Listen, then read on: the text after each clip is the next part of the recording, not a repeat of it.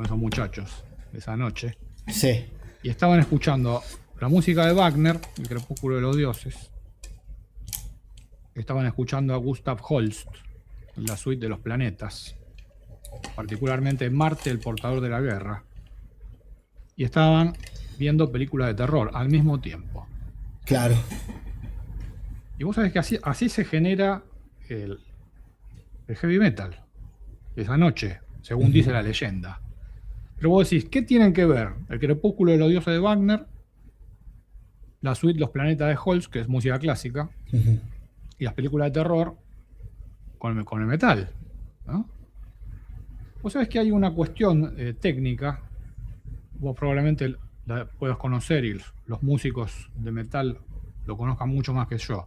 Yo soy un intuitivo. ¿Viste? Pero está la cuestión, viste, del famoso tritono. Ah, sí. El famoso tritono, viste, que se lo denomina la tríada o la quinta bemol, que después, bueno, en términos cristianos lo llamaron el intervalo del diablo, Sí. o el diablo en la música, pero eso es, bueno, la versión cristiana. Es una cuestión muy antigua. Y eso lo utilizaba Beethoven, por ejemplo, para la ópera Fidelio, esos tres acordes. Lo utilizó Wagner, curiosamente, en lo que estaban escuchando los muchachos, con Tony Iommi. Claro. Sí, Y lo utilizó Holst en lo que estaban escuchando los muchachos. Ese tritono, fíjate, es una forma de tocar tres notas que viene del Imperio Romano. Que curiosamente se dice que era la manera en que cantaba y componía música el emperador Nerón, que fue una figura famosa de su época, porque cantaba, era aclamado por miles de personas, y su música era recordada hasta 300 o 400 años después en lugares tan distantes como Armenia, por ejemplo, ¿no? Claro. Que se lo recordaba como un rockstar a Nerón. Nerón utilizaba el tritono. Es más, la famosa escena de la lira, cuando Roma se estaba quemando, Nerón estaba tocando la lira, ejecutando el tritono, y estaba ejecutando una melodía que se llamaba las Iliu Persis, que describían que el caballo de Troya había entrado en Troya y se estaba quemando Troya. Claro. ¿No? Y Nerón cantaba eso para decir que los cristianos estaban incendiando Roma en ese momento. Tanto es así que a los días subsiguientes él ofreció su palacio para que todos los que habían perdido su casa estén en su palacio, hasta reconstruirles sus casas. ¿Viste? Un acto de nobleza, ¿no? Un acto, fíjate, yo me pregunto, ¿no? ¿Qué político hoy podría haría tener ese gesto, ¿no? No Aparte, existe. Nerón a los 15 años era senador de Roma, manejaba 8 idiomas, ¿no? Y ya con ese gesto nada más que estamos diciendo, ¿no? Imagínate que hay una catástrofe natural como la que vimos en Bahía Blanca, ¿no? ¿Cuántos políticos podrían abrir sus casas para la gente que perdió su casa? No hay posibilidad. Bueno, esos gestos son los que hacen a un imperio. Esos gestos son los que hacen a la nobleza. Mencionaste Black Sabbath, ¿no? Justamente ellos tienen un rayo en el logo, ¿no? Mencionaste los rayos. ¿Qué importancia tiene el rayo en vos? El rayo y el sol, como dice un famoso libro. Y el rayo es el símbolo del espíritu. Fíjate, el rayo es instantáneo. Nosotros lo vemos en un segundo, el rayo. Después que pasa un tiempo, oímos el trueno. Claro. En el tiempo. Pero lo que primero se ve es el rayo. El centelleo del rayo. El rayo es lo que es instantáneo. El espíritu. Lo que se comprende, viste, sin necesidad de palabras. ¿Y el trueno? El trueno es lo que vos tenés que escuchar para darte cuenta. Que tarda más tiempo, ¿viste? Es como que vos ves una persona, si la ves desde el rayo, la entendés, ¿no? Empatizás, sabés quién es. Si estás desde el trueno, la tenés que escuchar, ¿viste? La tenés que entender, a ver si la entendés o no, ya es otra cosa, ya está más en el tiempo eso. En tu miniatura de tu descargo, elegiste a César Augusto en la miniatura. ¿Por qué motivo? Y fíjate lo que hizo César Augusto en Roma. Fíjate, Roma venía también, como nosotros, ¿viste? De las luchas intestinas. Ujú, Lo habían asesinado a César en el Senado. ujú. Estaban los climas caldeados, digamos. Y César Augusto acepta hacerse cargo del muerto en ese momento. Claro. Pues Marco Antonio se había ido a Egipto con Cleopatra, se había llevado todo el tesoro romano, 300 millones de sestercios. Imagínate, se llevó todo el Banco Central Claro. para el Básicamente. living, la vida loca, ¿viste? Con Claro. Cleopatra. Entonces ese Tremendo. era el máximo guerrero en ese momento de Ujú, Roma, Marco Antonio. ujú, Y Augusto quería que Marco Antonio se haga cargo del ejército. Le decía, bueno, al menos venía una vez por año, desfilá con el ejército, después te volvés a Egipto. Pero ujú, bueno, no hubo caso. Y quería formar un triunvirato. O sea, quería unir lo que estaba separado, Augusto. ujú. Ese fue su lema. Unir lo que estaba separado. Y lo logró. Lo logró. Y Roma fue grande. Ahí nace el Imperio Romano. Se dice que cuando toma el gobierno Augusto, Roma era de barro. Ujú. Y cuando muere Octavio Augusto, Roma era de mármol. Claro. O sea, estaban todos mejor que antes. Ujú. Bueno, Después, eso es un gobernante noble. Porque es alguien que no bardea, que se pone en el lugar del otro, con quien se puede dialogar, que busca la integración, que busca que todos estén mejor. Juan y Pablo, ¿no? Son nombres bíblicos. Ujú. ¿Qué opinión tenés acerca de la Biblia, acerca de estos nombres y Ujú. acerca del Jesús que se relata en la Biblia? Muy bueno, muy bueno. Bueno, vos sabés, yo tengo un recorrido que no es muy común. Ujú, Yo primero, en mi adolescencia, a los 17 años recibí un premio del Nacional número 3 Mariano Moreno, cuando terminé la secundaria. ujú. Me dieron un cheque en ese momento de como de $500 en ese momento, que era un dineral. Claro, Y con eso me compré un equipo de supervivencia y me hice un curso de supervivencia. mirá. Y empecé a viajar por todo el país. Y ahí empecé como voluntario. Ahí empecé a visitar los hospitales, los psiquiátricos, las cárceles, las villas. Claro, yo podía viajar por todos lados porque gastaba poco. Porque en ese momento yo hacía, hacía macrobiótica, Ujú, que me había quedado de mi viejo, que bueno, comías arroz integral, un poquito de verdura y zafabas, ¿viste? ujú. Entonces, como era gasolero, podía ir por todos lados con la carpa y conocí mucho de la Argentina, que era lo que más me interesaba en ese momento, no saber dónde estoy, Ujú. en qué psicorregión estoy. Y ahí tomé contacto con diferentes grupos espirituales y empecé a recorrer todos los diferentes grupos espirituales. Me fui a vivir 2 años a Quilmes, me acuerdo. Viví ahí en la calle Paz 320, cerca del Corralón Municipal. Ujú. Y empezamos a ir a todos los grupos espirituales, a todos, ¿viste?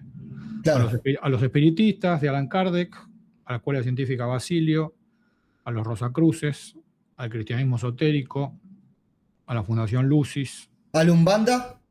a la Umbanda también Ujú, hemos ido, y ujú. después también he ido cuando fui a Brasil, a la Universidad Espírita de Claro. Curitiba. Ujú, Vos sabés que hay una universidad en Curitiba que se llama la Universidad Espírita, ujú.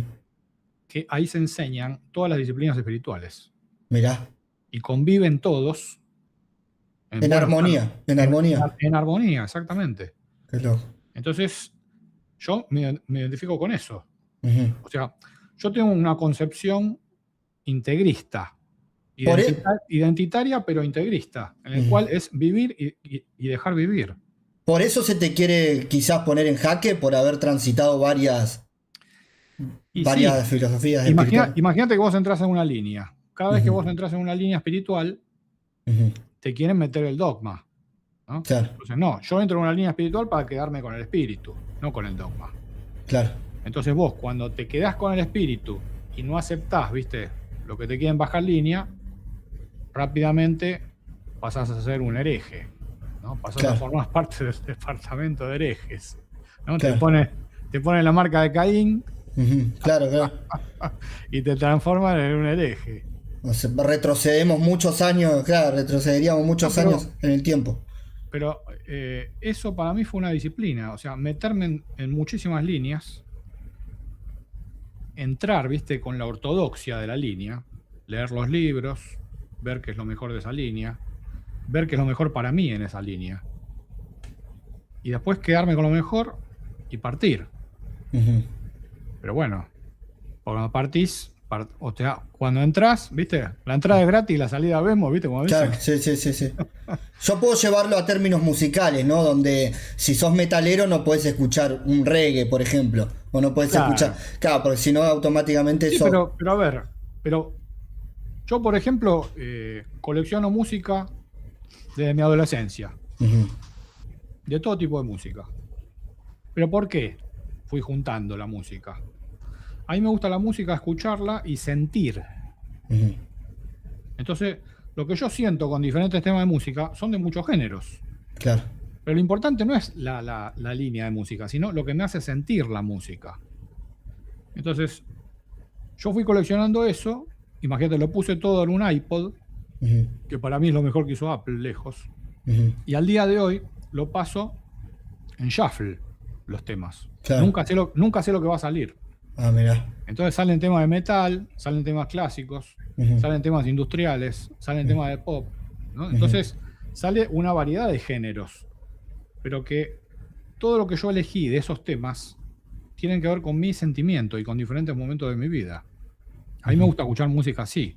Mucha gente se ríe, ¿viste? Pero dice, ¿cómo podés mezclar esto con esto, viste? Y espiritualmente, entonces, tenés esa... ¿Cómo vas acomodándote en esa mezcla, digamos? Y lo mismo. Yo, por ejemplo, hice un profesorado para psicología, ¿no? Que también vimos todas las líneas con un gran profesor.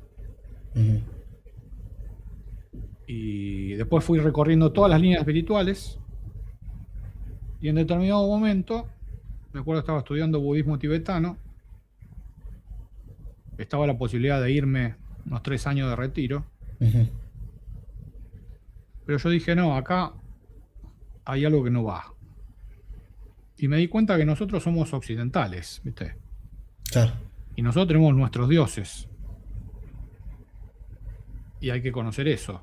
Y yo dije, no, nosotros somos occidentales, tenemos 2000 años de cristianismo sobre nuestras cabezas. Entonces hay que investigar ahí, hay que ir al cristianismo. Y en Argentina, ¿cuál decís que es el dios que tendríamos que adorar? No sé si es la palabra, ¿no? Pero... Bueno, a eso iba. Claro. Ahí empecé a ir a un centro de estudios de cristianismo ortodoxo. Es como el cristianismo más esotérico, lo que era el cristianismo hasta el año 1000. Claro, el real, ¿no? Claro, el que está más cerca del origen. Sí. Vos cuando te metes en una línea, siempre tenés que ir a lo que está más cerca del origen, a lo que preserva el espíritu. En este caso, el cristianismo ortodoxo. Lo que era el cristianismo ortodoxo, el cristianismo hasta el año 1000. Antes que se produzca la secesión de Roma.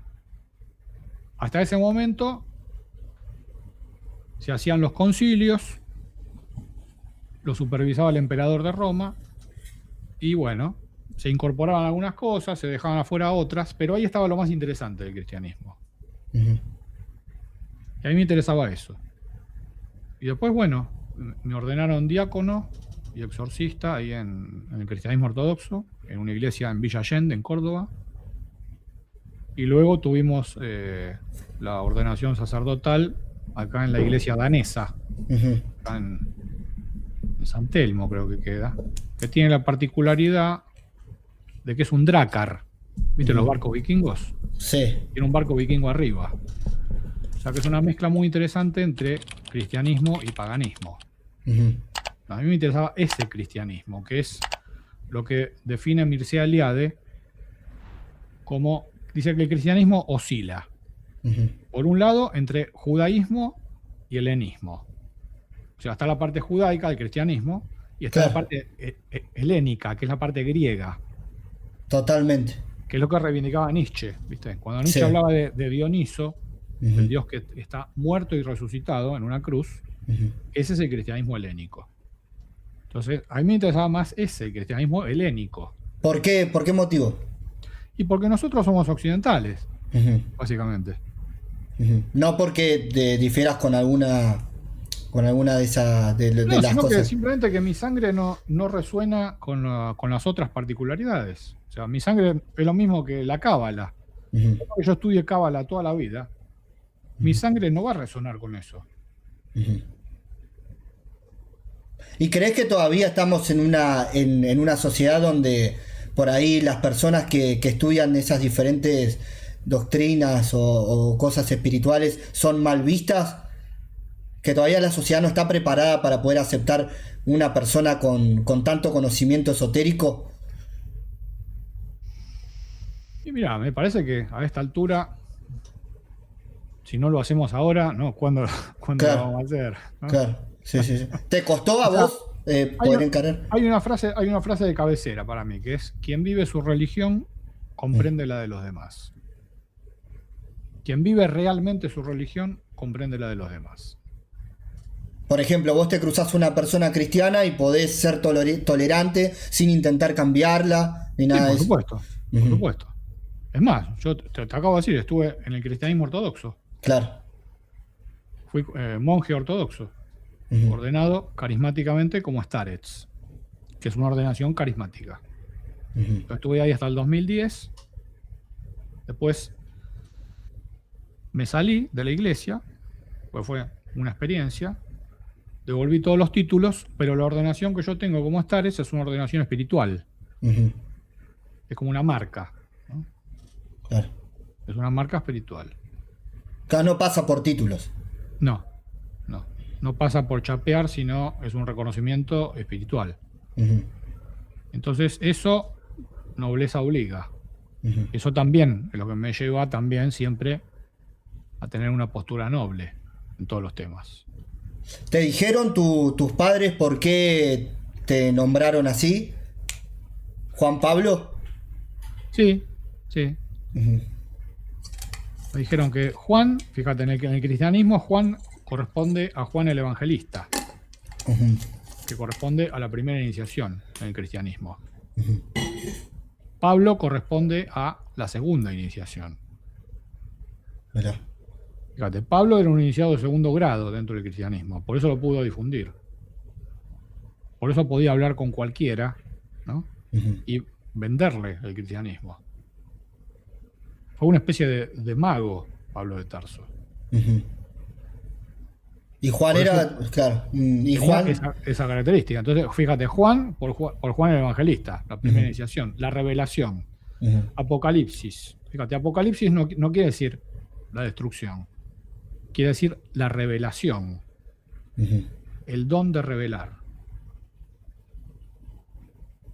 El don de la revelación. Pablo quiere decir la capacidad de difundir. La capacidad de hablar con diferentes clases de personas y poder hablar con esas diferentes clases de personas en sus propios términos. Fíjate. Y podés, es un símbolo. Es un símbolo que te lleva a la nobleza también, ¿viste? ¿Podés resumirnos qué pensás sobre el Evangelio? ¿Sobre el Evangelio? Sí, sobre los Evangelios. ¿Sobre cuáles? Porque hay muchos. Hay varios, sí, pero directamente sobre las personas que se denominan evangelistas. Denominan. A ver. Ahí, claro, ahí tenemos que clarificar. Sí, no los escritos. Una cosa es los que siguen el Antiguo Testamento. Claro. Fíjate, el Antiguo Testamento lo siguen, fíjate. Los evangelistas o los luteranos siguen el Antiguo Testamento, fíjate. Las sectas, por ejemplo, protestantes, reivindican el Antiguo Testamento. Después hay otra línea del cristianismo que reivindica el Nuevo Testamento. ¿Y por qué hay eso? Y después hay otras líneas del cristianismo que recopilan y siguen los textos que fueron excluidos del Nuevo Testamento, que son los evangelios apócrifos. que siempre fueron quemados, ¿no? Porque eran los textos más inconvenientes, los de la Gnosis. Claro. Pero cada tanto volvían a aparecer, ¿viste? Algunos jarrones ahí con pergamino y los quemaban. ¿Y eso decís que es real? Y sí. Uh-huh. Los últimos que aparecieron en Nag Hammadi en 1945, después de la Segunda Guerra Mundial. Uh-huh. Y quien ayudó a recuperar esos evangelios fue Carl Gustav Jung. O sea, fíjate, el gran psicólogo suizo que también era un buscador de la verdad. Uh-huh. Jung era amigo de un obispo gnóstico que también andaba con un jeep y se dedicaba a buscar manuscritos perdidos, una especie de Indiana Jones era. Uh-huh. Y este obispo gnóstico encuentra los jarrones en Nag Hammadi y se lo comunica a Jung. Uh-huh. Y Jung ahí hace toda una campaña, ¿no? Lo ayudan para recuperar los jarrones, para llegar antes que los vaticanos, ¿viste? Que los iba a quemar. Y gracias a eso tenemos los textos que podemos leer hoy. Curiosamente, ese obispo que andaba en jeep, luego de recuperar eso, tuvo un accidente fatal y murió. Claro. Así que fíjate, todos los que buscan la verdad y la encuentran, generalmente pagan un precio. Totalmente. Por eso, cuando nosotros disfrutamos de un texto que tiene una verdad, es porque hay alguien que puso el cuerpo y pagó el precio. Uh-huh. Entonces, no lo debemos tomar a la ligera. Sobre masonería. ¿Tenés idea sobre masonería? ¿Pudiste estar en algún lugar con respecto a eso o no? De la masonería me vienen invitando desde que tengo 20 años más o menos. Uh-huh. Todos los años recibo una invitación, pero no es mi línea. Uh-huh.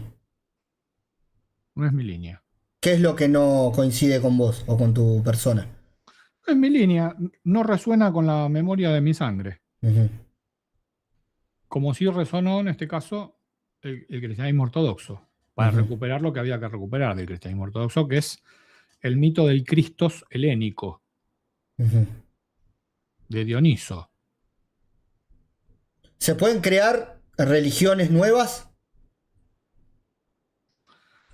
Y hoy tenemos, fíjate, la religión de la inteligencia artificial. Uh-huh. Así como la gente, viste, hasta ahora le pregunta a San Google, cuando quiere averiguar algo, Sí. ahora le preguntan a Sanchat GPT. Claro, sí. Entonces, esa cuestión, viste, de buscar todas las respuestas afuera. Claro, y aparte de que no es conveniente, ¿no? Porque eso es una base de datos digitada para darte la información como ellos quieren. El problema es que le piden lo que no puede dar ese sistema. Ajá. Es como que no lo están usando bien. Ajá. La inteligencia artificial es para liberarnos a los seres humanos del trabajo manual, básicamente. Claro. Para que nosotros quedemos libres para poder crear, ¿viste? Música, arte, espiritualidad. Pero fíjate que hoy le están pidiendo al chat GPT que haga música o que haga una síntesis de las líneas espirituales. O sea, mientras los seres humanos no podemos llegar a fin de mes, ¿viste? ¿Y vos la usás? ¿Una persona con tu intelecto la usa? Casi nada. Uh-huh. Casi nada. La usé por curiosidad un par de veces, vi hasta dónde podía dar, pero me parece que no está convenientemente utilizada. Uh-huh. O sea, eso lo dijo Krishnamurti, un gran pensador hindú en el siglo XX. Decían que era una encarnación del dios Shiva de la India. Claro. ¿No? Y él decía que estaba muy preocupado por la informática, ya casi en la década, fines de los 70, principios de los 80. Estaba muy preocupado por la informática porque decía que si el ser humano no cambiaba, no mutaba su cerebro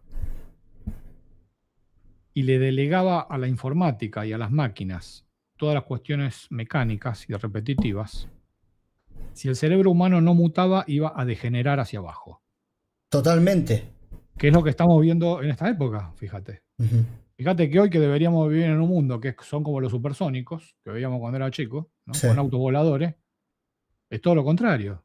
Hay una película que habla de eso, Juan, se llama Idiocracia, no sé si la viste. Exactamente. Bueno, en esa película se ve exactamente ese punto. La degeneración, pero es la degeneración del cerebro. porque no se unieron los tres cerebros. Y ahí volvemos al tema del tritono, ¿no? ¿Qué era lo que hacía el tritono? Ese que vieron los muchachos de Black Sabbath, donde comenzó todo. El tritono une los tres cerebros. Son tres notas que parecen discordantes, o sea, que te ponen incómodo, que generan una atmósfera desarmónica al principio,